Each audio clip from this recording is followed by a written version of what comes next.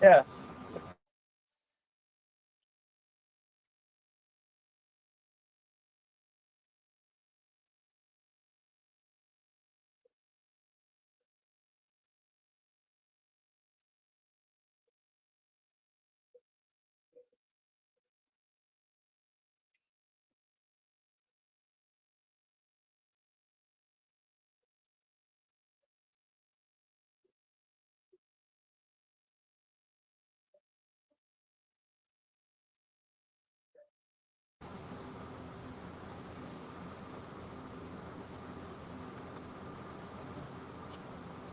Hi, welcome everybody. We are here on the Research Vessel Connecticut, and we welcome you to the expedition to explore the Northeast Canyons and Seamounts Marine National Monument. I wanted to let you know that this is going to be interactive, so if you have any questions along the way, please put them in the chat and we'll try to get to as many questions as we can throughout this live stream. Well, you might notice that we are not in the Northeast Canyons and Seamounts Marine National Monument. There's some landmass around us because we are right around Nantucket. And the reason why is we had 2 glorious days of 24-hour round-the-clock sampling in one of the canyons and one of the seamounts, and then the weather got pretty rough. So we had to come out here to wait until the seas were a little bit calmer to go back out, which we plan to do tomorrow. So I'm excited to be here and share with you some of the great things that we're doing. And I have some wonderful people to introduce you to. First of all, I want to introduce you to Patrick Moffett. Patrick is the superintendent of the Canyons and Seamounts Marine National Monument. Patrick, why don't you tell us what you're doing out here? Sure. Katie, really happy to be here with everybody today. I'm Patrick Moffett, as Katie said. I'm the superintendent for the monument, which is another way of saying one of the monument managers, and I work for the U.S. Fish and Wildlife Service. We co-manage the monument with NOAA. Yeah, I mean, we're just really thrilled to be out here in this group effort. But so the monument starts approximately 130 miles off of Cape Cod. The monument boundary begins there and includes 3 undersea canyons and 4 seamounts, which are essentially mountains below the ocean surface. You know, as you can imagine, it's a very challenging place to get to. That's why we have to combine these efforts in the way that we are here on this research vessel this week. And our portion of this is doing pelagic seabird surveys here with my colleague Troy Wilson. But yeah, as Katie said, it's been a wonderful first couple of days seeing all of our science in action, and we're really happy now to be able to bring that to you. And with that, I might turn it over to Troy. Yeah, thanks so much, Patrick. So Troy, can you show us a little bit about, that's a fancy camera there. That's a lot fancier than my camera. Why don't you tell us a little bit about it and what you do with it? Right. So we are mainly here to monitor the seabirds, as Patrick said. We're looking for, we're mainly seeing shearwaters and storm petrels. Shearwaters are work to do, but enjoying every second of it. It's amazing. You're never too old to learn new things, right? right. Okay. Well, why don't you go do your thing, find us some seabirds, and we'll go ahead inside the wheelhouse. That sound good? All right. All right. Come along.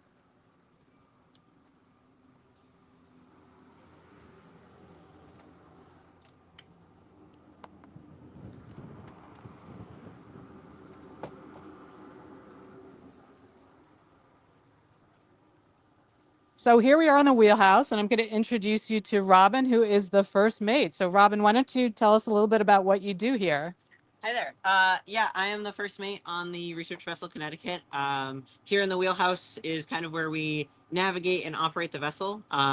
So over here at this station, when we are on station doing something like deploying something over the side or over the back of the boat, I'm using these controls here to operate the boat, and then sometimes I'm using this computer to input what I need the boat to do. And then I also have control of some of the hydraulic equipment at this station here. So I use this when we're operating that big gray winch out there, which puts the CTD, the sensor, over the side. And then I have a throttle and a helm control here. So this controls how fast the boat is moving through the water, forward or backwards. And then this controls which way we're pointed. And then I similarly have a station up here. So when we are driving the boat for long distances, we're usually seated in this chair where we can see more of our navigational equipment. So the ship's computer over here is what we call a nautical chart, which is basically a map of the ocean. So this is the route that we're planning to take from Nantucket Harbor all the way back out to likely Lydonia Canyon. We came here from Bear Seamount, and we can see the positions that we were at. We use tracking so that we can keep track of where the boat is, so that we have really fine data on exact positions that we can give the scientists about where things got deployed. Some of the other things I'm looking at up here are the radars, which help me locate land masses, so we can see the edge of Nantucket in front of us that we can see out the window. It also will ping off of other boats or large buoys in the water. So it's really helpful for helping us navigate and avoid a collision or an accident with another boat. Yeah, we can go. Excellent. Yeah, why don't you show us downstairs a little bit? If you don't mind holding this, I Yeah. think that'll work out really well.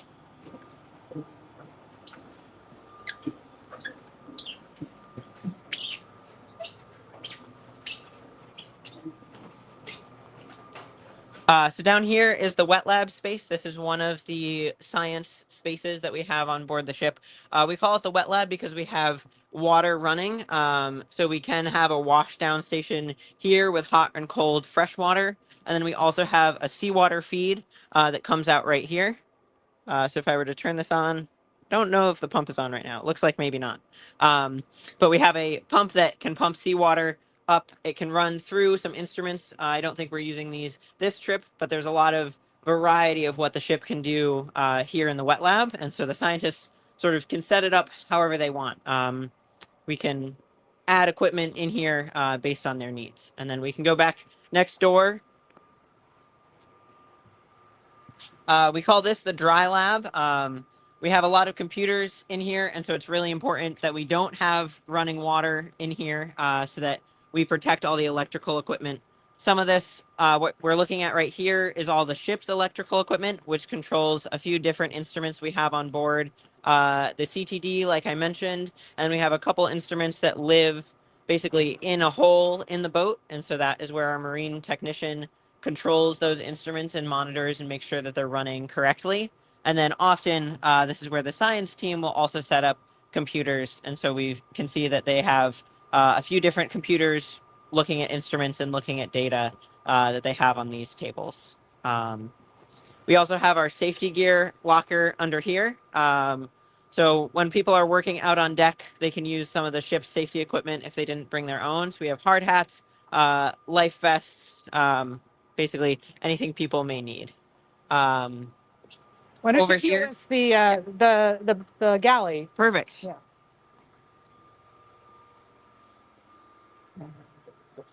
Oh, okay. Over here, we have a little bit more of our safety gear. So this is something that we use in case of emergency. We introduce it to everyone that comes on the boat when they first get on so that they know in an event of emergency where to find the things that they need. But we don't expect to use that on trips generally. And then up here is what we call the galley or the kitchen on board a vessel. So it's where the cook makes meals and then where we are able to eat. It can be a little bit challenging cooking in here, especially when it's a heavy sea state. And so our cook does a really good job of managing that. We have a dishwasher on board, in fact. Since we have so many people, we have 16 people on board right now. So we make a lot of dishes, and it helps a lot to have a dishwasher.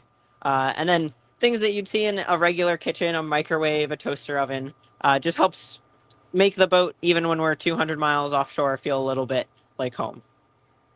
Thanks so much. I know that there were a couple of places, you can keep that. Okay. There were a couple of places that we couldn't get to that we did some nice recording for. So Alex, can you call that up and we can see what's going on there? And maybe you can narrate that and tell folks what we're looking at.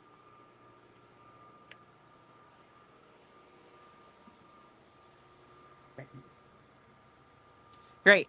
So this is where we start our boat checks in the wheelhouse. Like you saw, I'm just looking at some of the gauges for the engine room.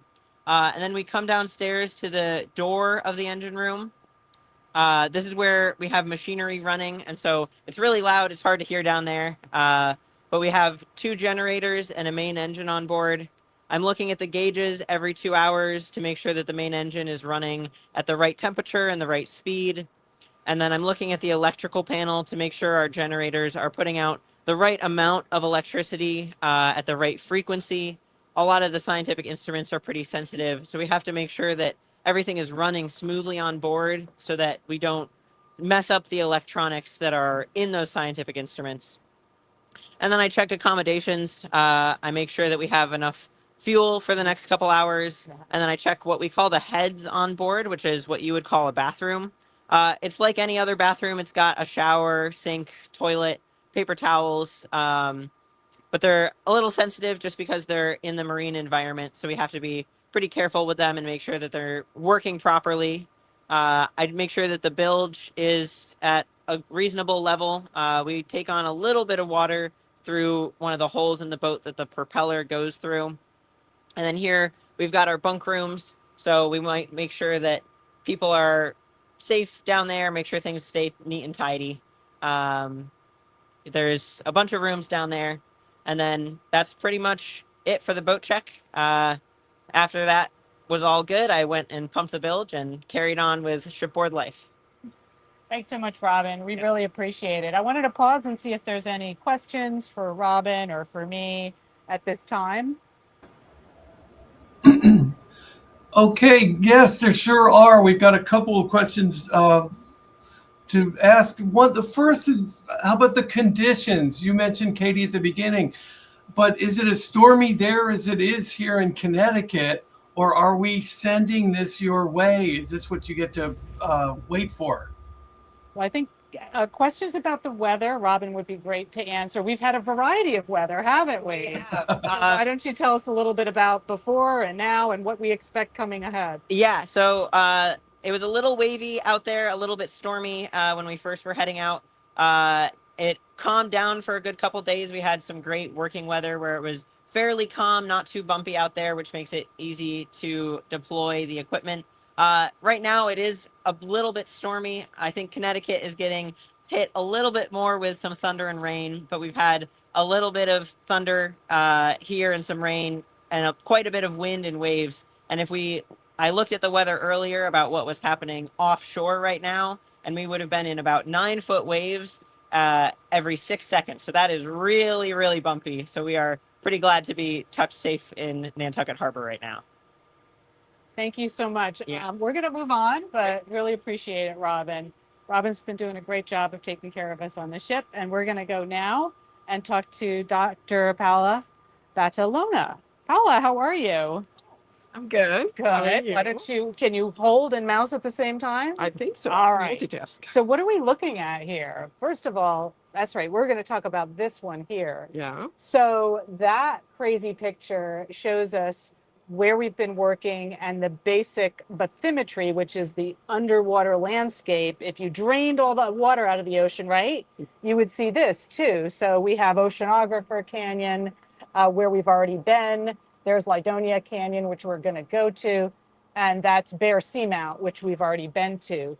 But you can see in this map how the way the continental shelf extends out like over 100 miles from where we are now, like 130 miles almost. And it drops off into like this deep, deep, deep ocean.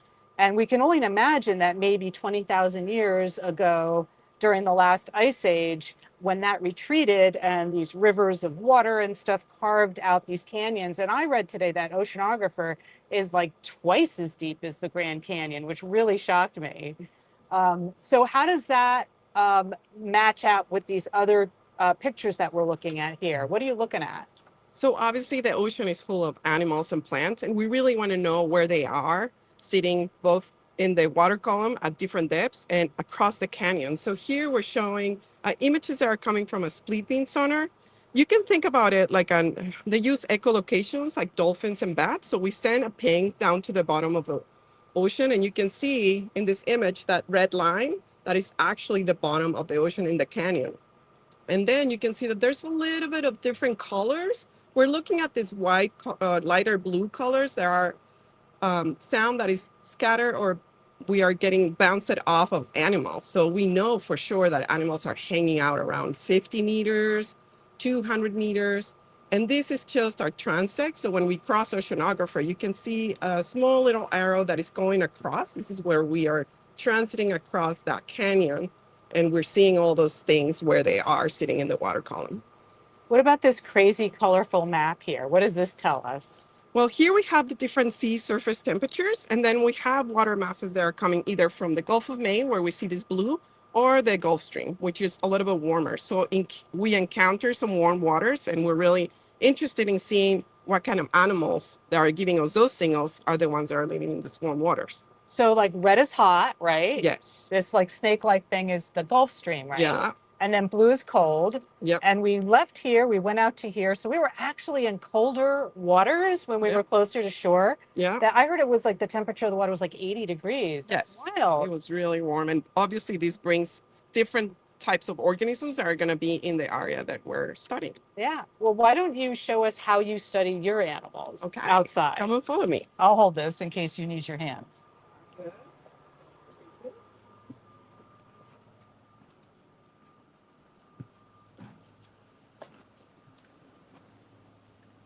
Can you hold?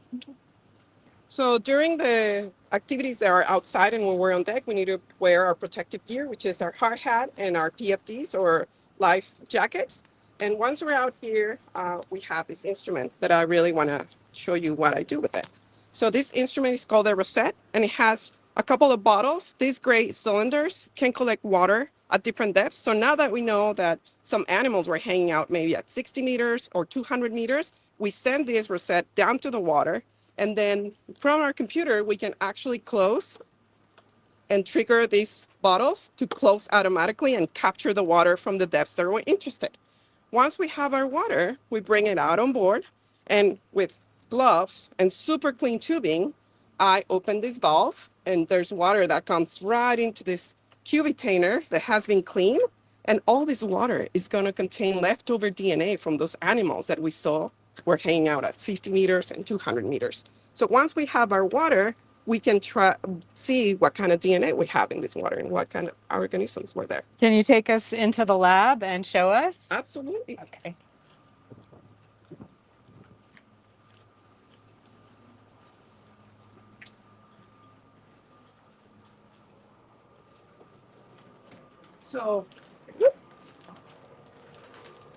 So welcome to the bubble. This is a clean area. That's why I'm still wearing my gloves.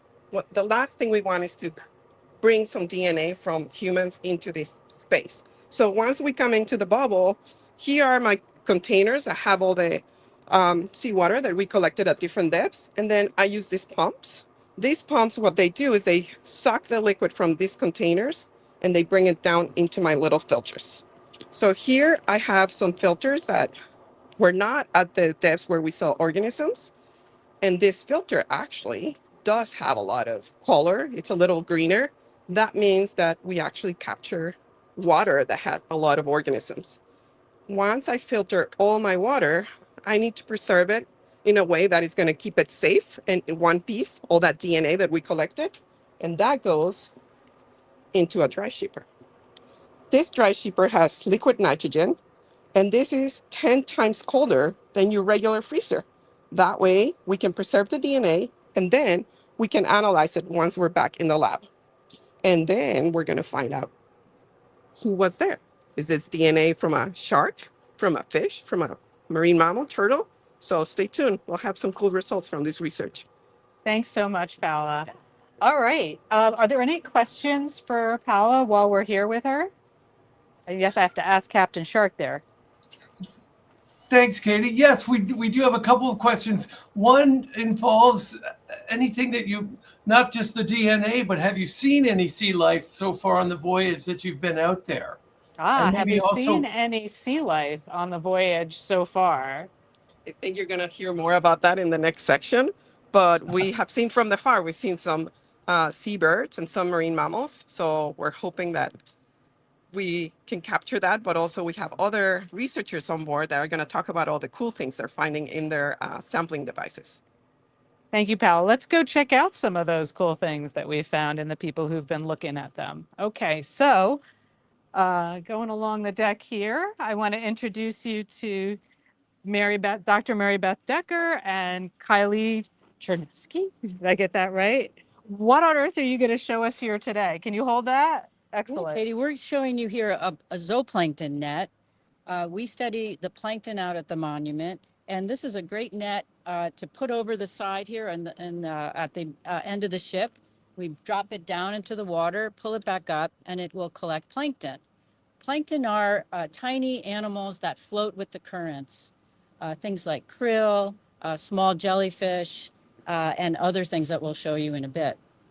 This net will collect the plankton, and then it goes down to the end here, down to the end of this cup. And this is where our sample will get collected, and we'll bring this into the lab to see what we get. If you follow me into the lab, oh, sorry, no, we're going to go to, Yeah, how else do you study plankton? yeah, how else do we study plankton? This is the plankton scope. It is an underwater camera that takes pictures of plankton in their natural environment. We can put this behind the boat and drag it, and the lens is here and the water flows through. It's a very fast camera. It can take up to 10 images per second. So therefore, in a short period of time, we have thousands of images. So we can then take those images to better understand what plankton are there, who are they with, where they are, and any possible interactions. Great. Should we go into the lab and see what you do there? Lab, yeah. Okay.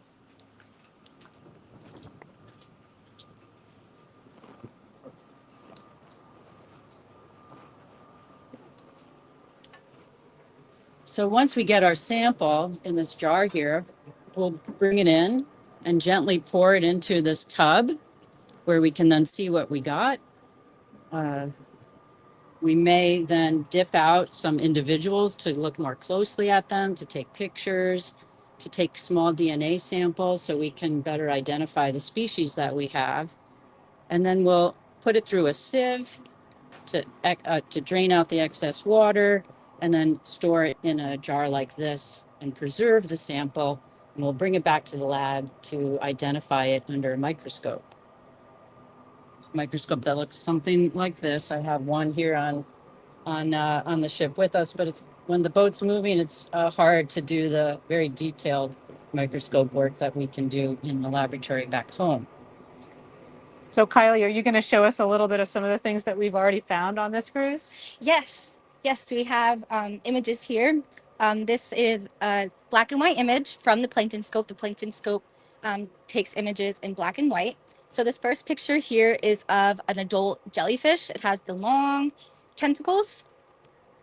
We have a juvenile jellyfish. It has yet to grow its long tentacles. Next, we have a krill. This is a type of crustacean or animal with a hard shell. This well known to be food for many whales. Next, we have a sophonophore.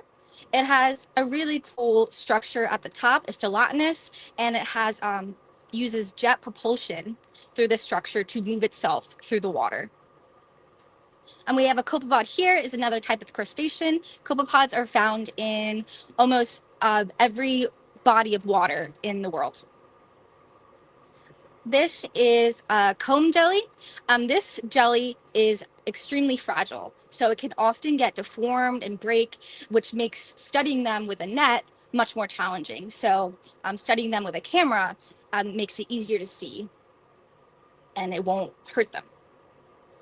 Lastly, here we have an arrow worm. This is a predatory worm. It is eaten by larger fish and other marine animals. Thank you, Kylie. So the gelatinous zooplankton that you find, sometimes they're predators and sometimes they're prey, right? Exactly. Okay, well, we got one more station we've got to show you before we take some more questions. So let's go back out on the deck.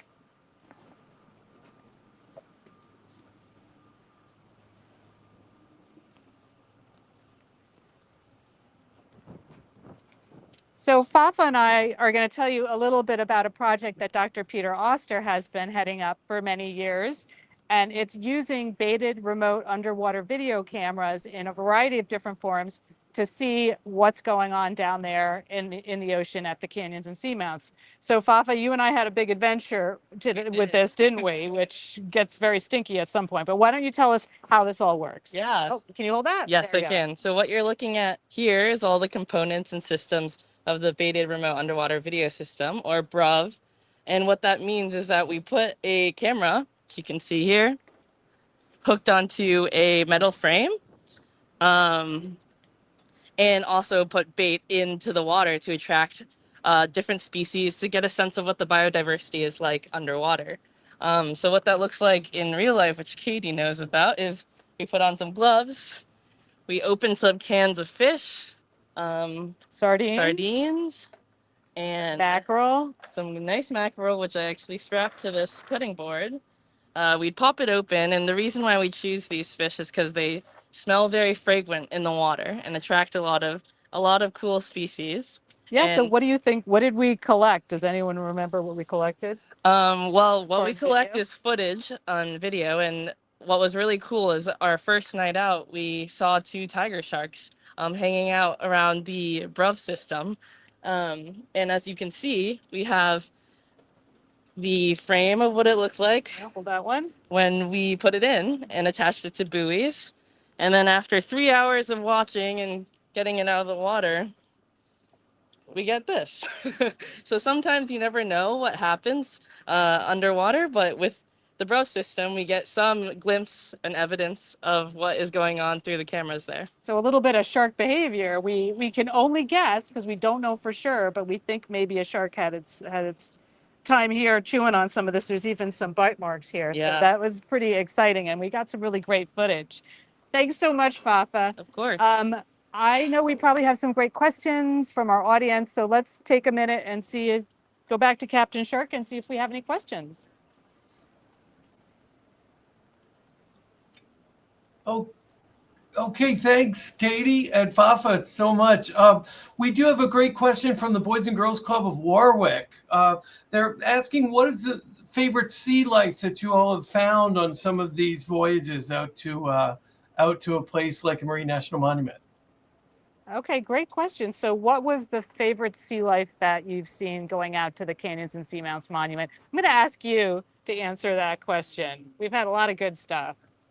I liked seeing the Rizzo's dolphins.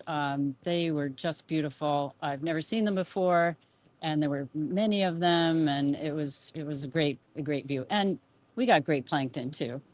Great jellyfish, I have to say. Yeah. How about for you, Kylie? Do you have a favorite?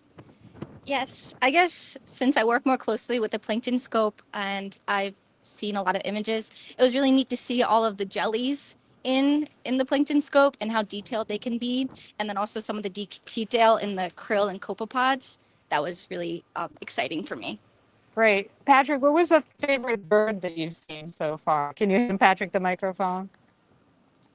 I think on this trip, actually, one of the more exciting things, it's always nice. I mean, of course, we expect to see some of the seabirds, but in this case, just a nice surprise yesterday or the day before, I guess, we saw a purple martin, which is a bird that you typically would not expect to see offshore and must have been blown out or was just on its normal migratory path. But again, it's not one of those birds that you expect to see when you're out here. So you combine that with the other seabirds that you do want to see. And then, I'll just, give another example. I mean, some of these shearwaters, as they kind of glide across the water, even occasionally like touching their wing to the top of the wave, those are just, it's really cool to watch.